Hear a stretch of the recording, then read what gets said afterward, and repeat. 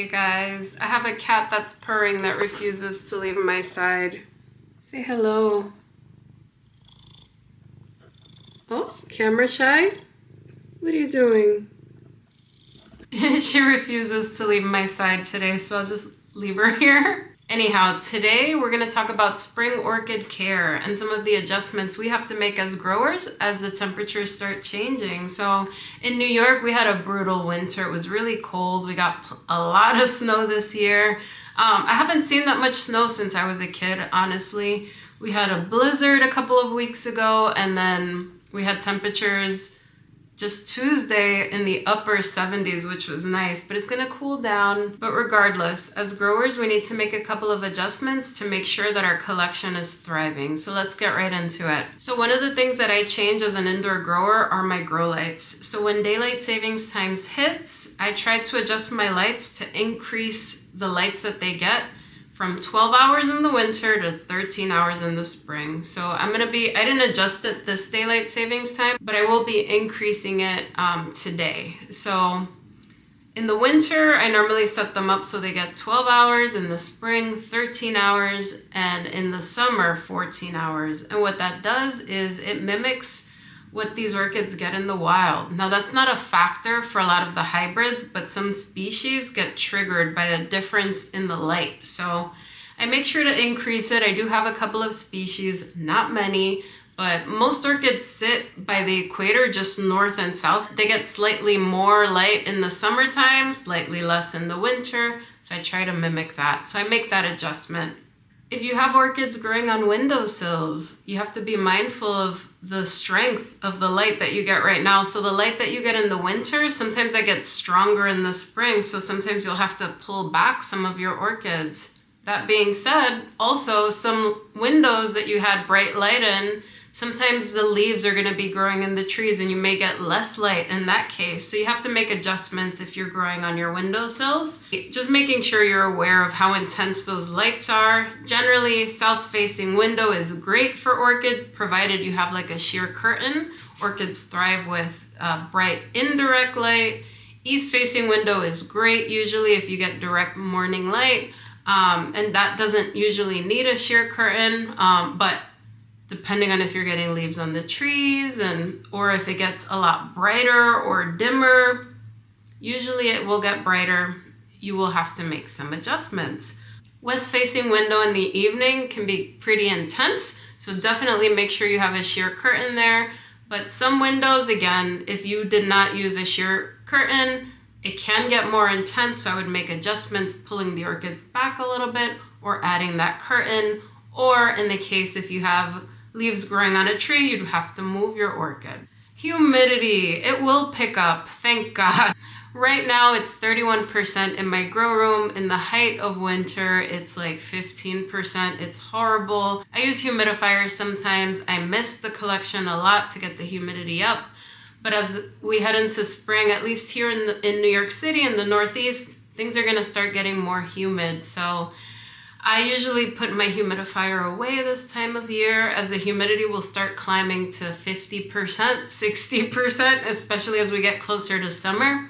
It gets very, very humid here. So I start pulling back on the humidifiers and the misting a little more. Right now, I still do it. I want the humidity ideally to be at least at 40%, preferably 50. But if I'm misting, I try not to do it at night when the lights are off, when things are gonna stay. I don't want things to stay wet, and I always make sure that I have an oscillating fan going in this room to make sure that there's plenty of air circulation.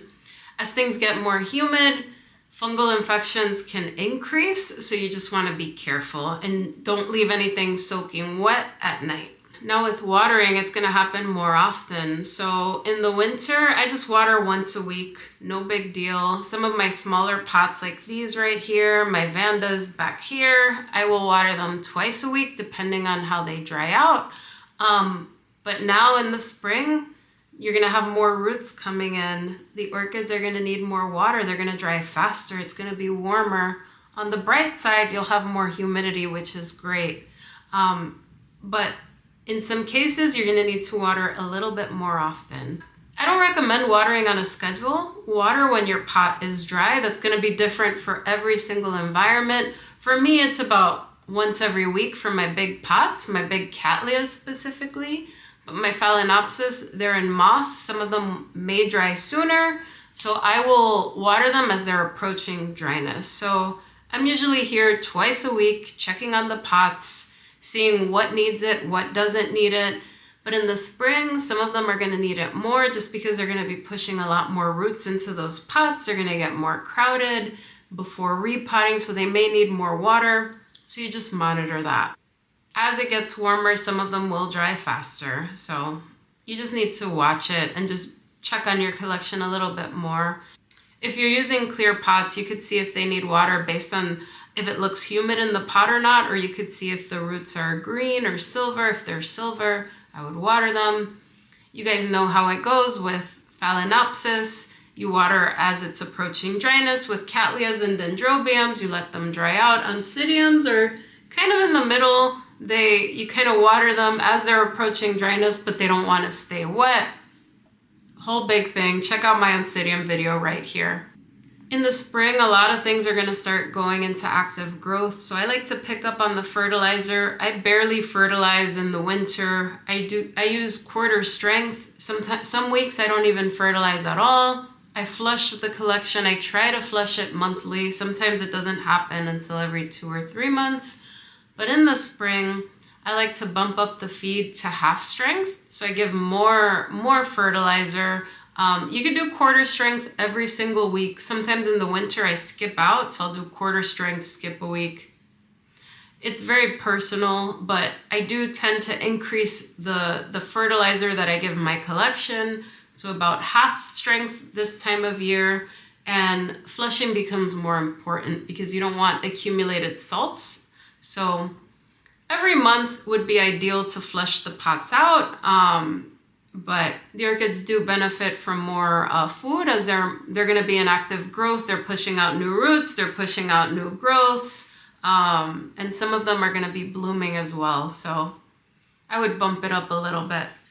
Some orchids are also going to be coming out of dormancy, so your Dendrobium nobilis, your catasetums. So I would gradually start preparing them for the spring by watering them just a little bit at a time. You don't go from 0 to 100. You just gradually adapt them back into the growth season. So water them, let them dry, water them again.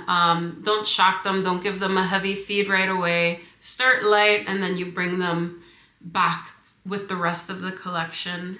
So just going in a little bit deeper, if you're watering your catasetums, you could check out this video for more detail on how to do it gradually, but I would water and then let it dry and then water again a little bit with more frequency until it's back in its complete growth cycle. Now repotting, you can repot any time of year. If you have active root growth, I have a couple of orchids that have had active root growth through the winter. So many of the hybrids you can do that with. But now in the spring, a lot of things are gonna start pushing out new roots. It's gonna get warmer, things are gonna start moving faster. So this is an ideal time to repot. Personally, I like to get it done this time of year before it gets really, really hot. So I would just start getting your materials. I never forgot during the pandemic. A lot of things were not available. I had to start experimenting with coconut husk and other materials because sphagnum moss was not able to be found. So ever since then, I try to order all of my materials in bulk just because I have so many.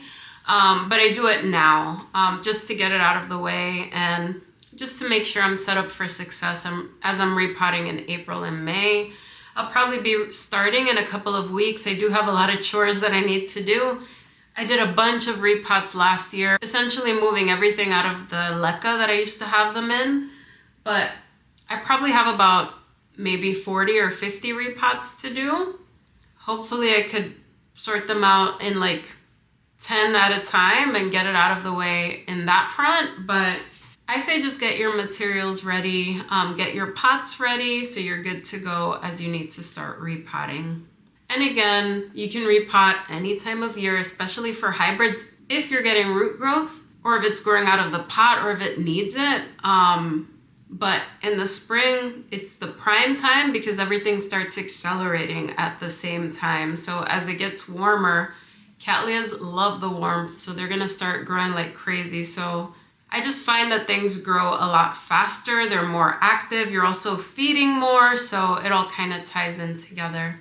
I'm excited for my collection. I have so many Cattleyas that I've gotten 4 or 5 years ago that have not bloomed yet. I have my Eclandier here somewhere that has not bloomed, but I'm very hopeful that it's gonna bloom this year. I have my Rhyncholalia digbyana on a shelf over here that I'm looking forward to.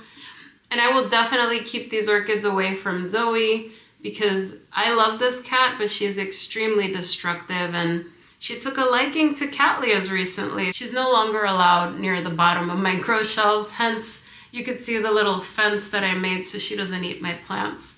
Anyway, guys, let me know how you're gonna prepare for the spring. Any adjustments that you're making, anything that I missed, I would love to hear it down below, and I will see you in the next video. Bye, everyone.